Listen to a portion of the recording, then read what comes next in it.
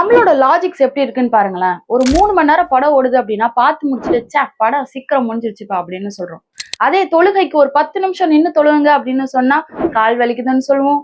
இல்ல இவ்ளோ நேரமா தொழுவியா? எந்திச்சு போய் வேலைய பாரு அப்படின்னு சொல்லுவோம். ஒரு ஷாப்பிங் போறோம் அப்படின்னா, ரூ. 1000 பத்தாதுங்க. ரூ. 1000 சீக்கிரம் காலி ஆயிரும் அப்படின்னு சொல்லுவோம்.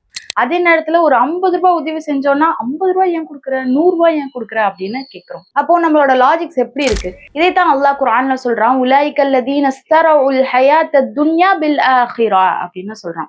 மறுமையை விலை கொடுத்து வித்துட்டு இம்மையை வாங்கிக்கிறாங்க. இதனால அவங்களுடைய தண்டனை ஒரு சிறிதும் குறைக்கப்படாது அப்படின்னு சொல்றான். சுபஹானல்லாஹ். இந்த உலகத்துல உலக காரியங்கள்ல அதிகமா ஈடுபட்டு நம்மளுடைய மறுமையை கொஞ்சம் கொஞ்சமா இழந்துட்டு வந்தோம் அப்படின்னா, மறுமையில கிடைக்கக்கூடிய தண்டனை ஒரு சிறிதும் குறைக்கப்படாது.